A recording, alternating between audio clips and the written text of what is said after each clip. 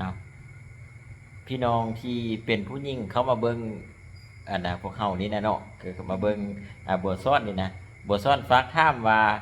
อ่าอันเจ้ามีลูกจักคนแล้วเนาะแล้วมีประสบการณ์แนวใดในการที่แบบมีมีทองอะนะแบบเขาเอิ้นว่าจังชื่อพาเนาะหรือว่าม่านนะมีประสบการณ์แนวใดคันว่าอยากเล่าก็สามารถเล่าอยู่กล่องคอมเมนต์เนาะหรือว่าคอมเมนต์อยู่นี้ไว้ได้เด้อเอาเราเฮาบ่ซ้อนฟังแนวบ่ซ้อนสิไปอ่านแล้วสิไปกดไลค์แล้วตอบคอมเมนต์ให้เด้อเนาะบอกเลยเด้อว่าเป็นจังไดบอกได้เป็นจังได๋บัดนี้อืมบ่เกิดง่ายเกิดยากบ่ต้นคือ5จักเดือนเฮ็ดจังได๋เป็นจังได๋ล่ะหดยามดึกโคกได้เป็นแนวใดดูยากบ่หรือว่าดูง่ายบ่กินน้อยหรือกินหลายสำหรับแม่ไอ้ให้กินหลาย กินไรกับเก่านี่กินหลายยอมรับว่ากินหลายโอ้ตะกี้แห่กินเขาซำนี้เนี่ยเดี๋ยวนี้แห่สายจะไม่เป็นเอฟมันคันบ่เศร้ามีเศร้ากินเอา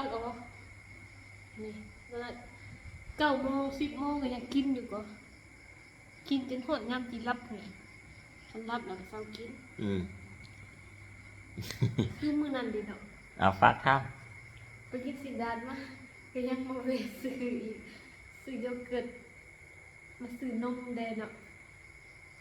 ซื้อนมกินกล้วยอีกแล้วก็มาซื้อไม่อบกรอบอีก2นี่ว่าเงินยัง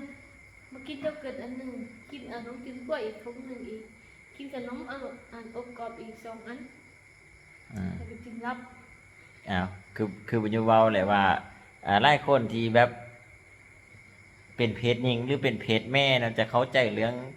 อันความรู้สึกเนาะเข้าใจความรู้สึกของคนเป็นแม่ความรู้สึกของคนเป็นผู้หญิงความรู้สึกของผู้ให้กำเนิดว่าสินะผู้ซ่อนก็เลยว่าฝากถามเนาะฝากถามว่าตอนเจ้าที่พาใดจักคนแล้วเรามีประสบการณ์แนวใดในการที่แบบในการที่พาอยู่จังใดกินจังใดอยู่ยากบ่อยู่ง่ายบ่แล้วก็เกิดลูกเนี่ยเป็นอะไรเกิดง่ายบ่เกิดยากว่าสินะบ่ซ้อนเนี่ยงอที่บอกงอบ่ซ้อนเกิดลูกน่ะบ่งอว่าดิบ่เคย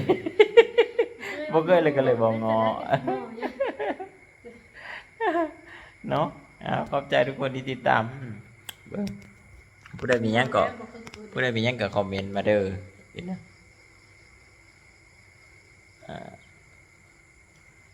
เคยได้กับหมอไม่ทำหัว